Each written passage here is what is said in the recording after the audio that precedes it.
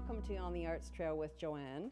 I'm here this evening with Kristene Steed at her beautiful and lovely store in Stratford, Ontario. So thank you, Kristene, for agreeing to spend some time with me this evening. My pleasure. Thank you. And we're certainly going to talk about your wonderful business here in Stratford called Rheo Thompson Candies. That's right. Thank you. And you are indeed the lovely owner and operator of this incredible shop. So you and your husband, Mark, took over in 2003.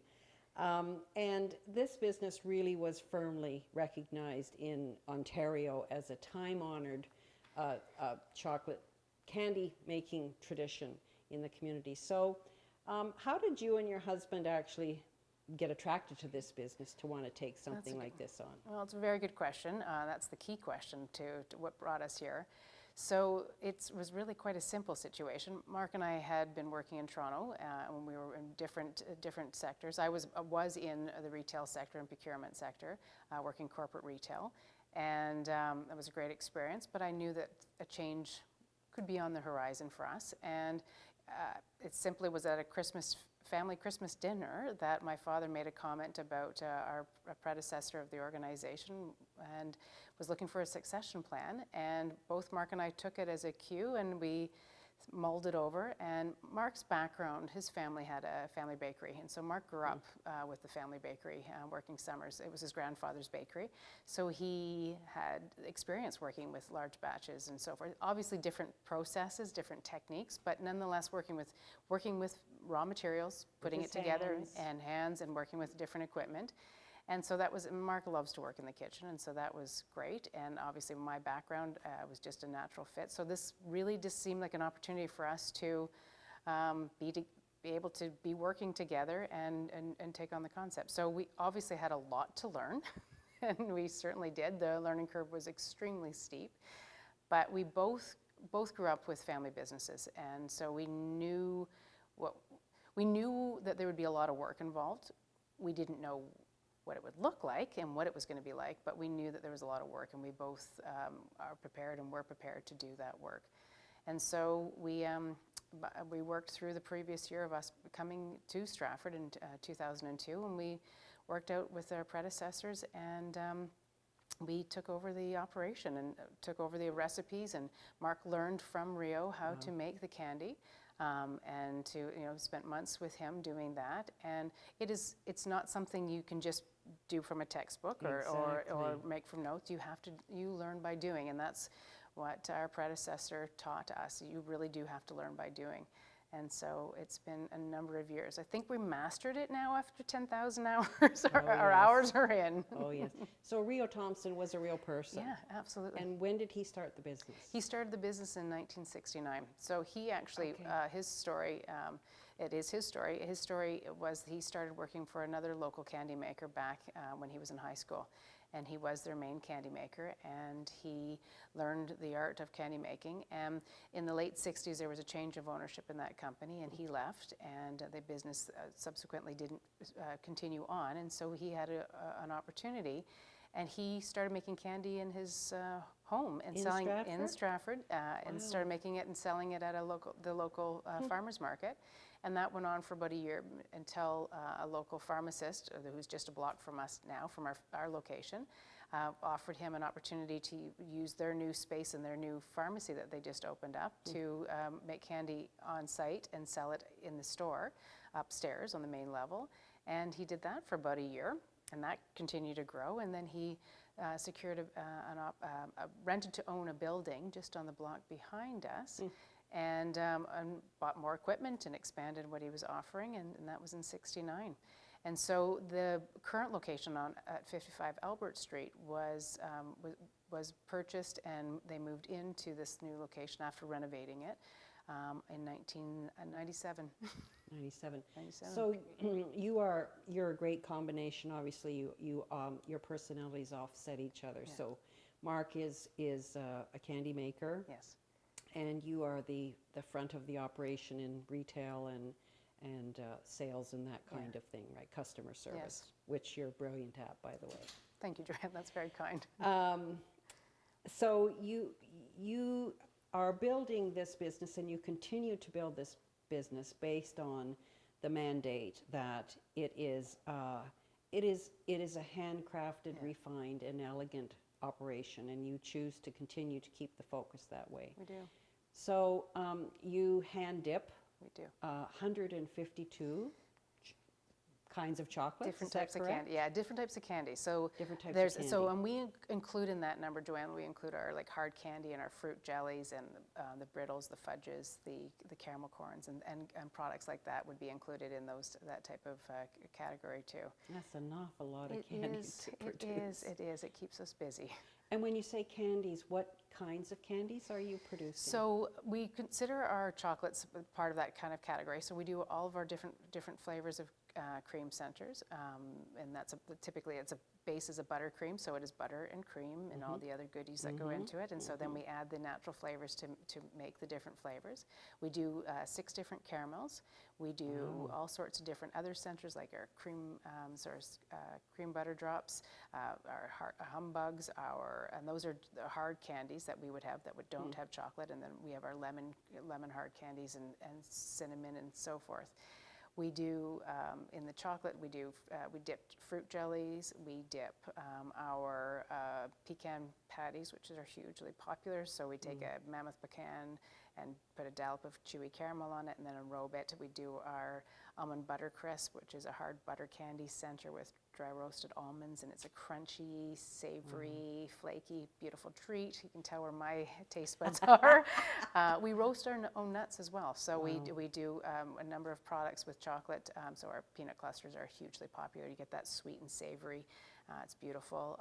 And then you get, as I said, already our pecans, and then we dip a number of different nuts, the almonds, cashews, pecans, and Brazil nuts. And they are super popular. So it's just, there's such a variety of flavors that we work with. So there's, on the spectrum, it appeals to all sorts of tastes that we have. Do you have a personal favorite? Yes. Well, probably not but my go-tos are, I do like the nuts, and the hazelnut praline is I'm known to love that one the most. It's a sentimental flavor for me too, because I have such a strong connection to dear friends in Belgium, and the hazelnut pralines in Belgium is huge. So that's a natural one for me. When you're mentioning humbugs and lemon drops Yes. and all those things which we all ate as children, right? Is marzipan still popular? Well, it's a very European flavor. It is. So we had, after so many years of having requests, Mark and I, in Belgium, we secured a recipe, and we bring marzipan paste. And the difference between European marzipan and North American marzipan is more the almond to sugar ratio. So North American, it's a higher sugar ratio to the almond, whereas in Europe it's the reverse. You want a higher ratio of almond to your sugar, and it just has a different mouthfeel and obviously a different taste. And so Mark has worked with our marzipan, and so we do. It's lovely. So we do it as a log, and then you just slice it, and it's great. But it's a popular item with certain backgrounds, and so it's not for everybody. But we find that it's a popular with our customers, for sure. On that sugary note, we're going to take a moment, Kristene, and we'll come back and talk more about chocolate.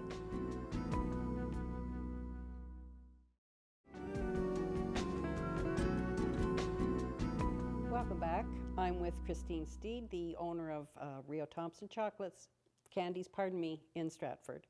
So, how do you make decisions, Kristene, about the ever-changing tastes of the buying public? Yeah, it's a constant. We have to stay aware of the current trends. We have to stay aware of the current health concerns. Stay aware of any possible anything. It's food, so it's a treat. So we have to be mindful of all of those aspects. We travel annually. Well, we used to travel annually, but in a normal year we travel multiple times a year with an association where we go to other confectioners, other parts of North America, and we learn from each other. Obviously, we have an enormous amount of literature available to us that we read and are following. What we're monitoring is what is going to stick and what makes sense for our business because of how many pieces of products that we currently make and our full schedule with that because we have multiple generations now that have expectations about when they come in. They want to make sure that they have that buttercream center, or that almond butter crisp better be there, or we have our licorice, or we have any product that they come, this is their specific flavor, and and it's super important that that recipe's integrity is as they expected it. And they may not come and visit us for a couple of years, but it's that muscle memory of and flavor memory for people. And as you say, for having the traditional flavors of our childhood, and those are super important. Very. And that's a humbug is it's incredible how far and wide we ship our humbugs, because it's not readily available. But for us, we are making sure that we're keeping track of what is going on, and we have added products that we feel that is going to sugar-free. Yeah. Do you have gluten-free? Yeah, the gluten-free, the vegan products, anything that is. The nut-free is one of our challenges, because we have an open kitchen and we cannot be certified nut-free. But we know, depending on the spectrum of where somebody sits with their nut allergy, whether or not it's safe for them to try a product or not. Wow. And so we work with that quite closely. And organic? Organic. We work with organic, not in our product, but we have other products. We have partnered with a dairy that makes an organic ice cream for us. So where people need to have or want organic, we do that. We have a couple of products that we have that are organic, but organic is not something that we work with based on how we work with our the ingredients. And what dairy is that? Mapleton's. Mapleton's. Organic dairy up in Mapleton, Ontario. Yeah, Awesome. it is an awesome product. I bet. So to what extent are your local products sourced? So we source, our maple syrup comes from just outside of Lucknow. Our honey comes from Baden, just outside of Stratford. And so that's important to have local honey when we're working with when we make our nougat with local honey. Our dairy comes from just outside of Stratford and Mitchell, from a dairy, and that's really important for us as well. And then the other products that we work with enormously, our sugar, of course, comes off the world market, and our cocoa comes in from it comes in from international sources. So that's just the nature of the beast. But our cocoa, we've used the same chocolate source since the inception of the company, which is huge for us, for that flavor profile. So that's what our customers know, our flavor profile. So it's hard for us to deviate from that. Because that's what our customer knows for our milk chocolate and our semi-sweet chocolate. And we've introduced a bittersweet chocolate that we've sourced from another company. Fantastic product, just that it rounds out the same flavor profiles that we'd want for a product. So when you say that you use the same international source, because you want to continue the same flavor profile. So do you buy, can you say where you buy your chocolate from, or is it changing? It's the facility is the same. So there's a new facility. It used to come out of Massachusetts, and now it comes out of Pennsylvania. And so their supply, and the importance for us is that we have that integrity with the company, because that flavor profile, like chocolate is a really interesting food, and it's not that one's better than the other, it's what we get used to. I often liken it to a Coke or Pepsi. A lot of people typically are one or the other, and it's what they get used to. And you certainly can get used to one if that's all you have access to. So it's what you get used to in your flavors, and that's how we look at the chocolate, and that's why our chocolate people come to us for that, because they know that flavor, and we won't monkey with that. We learned that very early when Mark and I bought the company, that we are not monkeying with this recipe, because that is what they expect from us. So how does it actually go from a cocoa bean to chocolate? Yeah, it's a long process. But the facility that I mentioned in Pennsylvania is where the final product ends there. So where it begins is that the cocoa, largest percentage of the world's supply of cocoa comes from the Ivory Coast, and so that's 70% of the world's supply of cocoa comes from the Ivory Coast.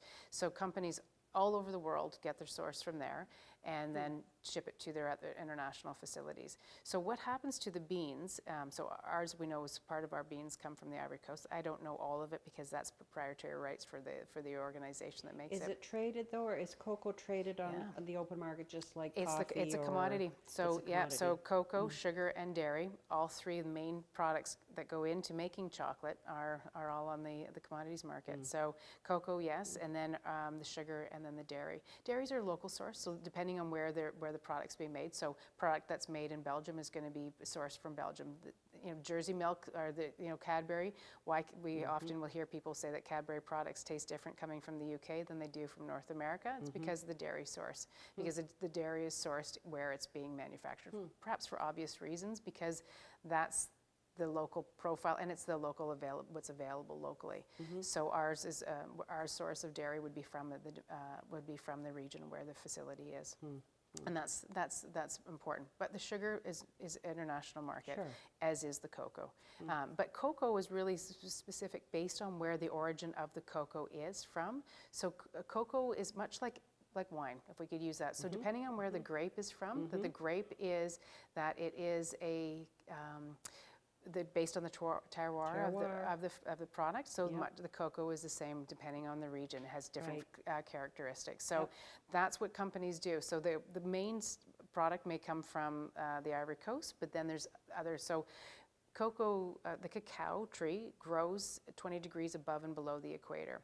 So if you take that line around, that's where you're going to have your main sources of cocoa coming from. So as I say, the Ivory Coast, Ghana, a lot coming in from Costa Rica, coming in from those tropical regions where you're going to get it all having very distinct, and the coffee is the same type. Type. We talk about coffee from the different regions or the different flavor profiles too. Are there different grades then of chocolate? There is different grades, and what it would be, your biggest factors are based on what your cocoa percentages are of the chocolate, as well as what the dairy source is as well.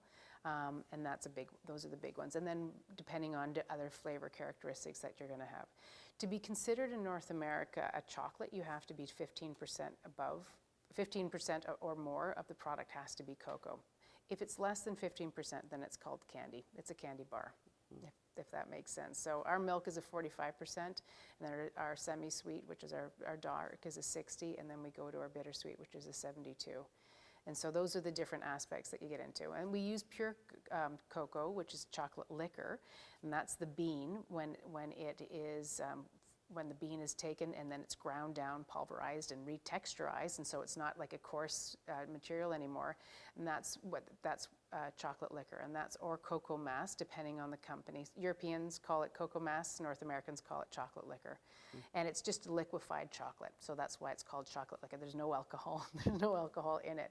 And so what happens to that chocolate liquor, and this is the process of making the chocolate, after they've roasted that bean, ground it, and then retexturized it, that chocolate liquor then is either then mixed with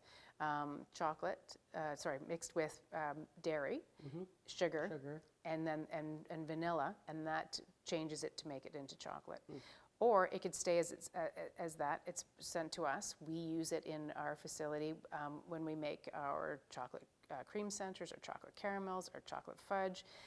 We get that pure chocolatey flavor, but we add dairy and sugar to it to round out the flavor notes. Back to that original source, the chocolate liquor, if it's in that state and then it's been put into a cake and pressed, the liquid that comes out of that is cocoa butter. And so that can be used as well as in our industry, but also in the baking industry, but also in the skincare industry as well. What's left after the cocoa butter is extracted is a dry cake. They pulverize that, and that's how you get cocoa powder. And so we're going to be right back, Kristene, in a minute, because we're going to talk about all the exciting things on the horizon for you.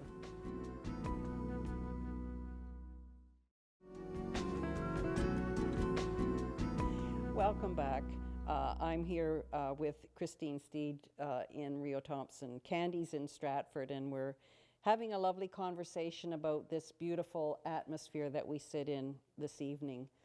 And your shop always looks gorgeous. Thank you, Kristene. Thank you. And I know that you spearhead a lot of that process.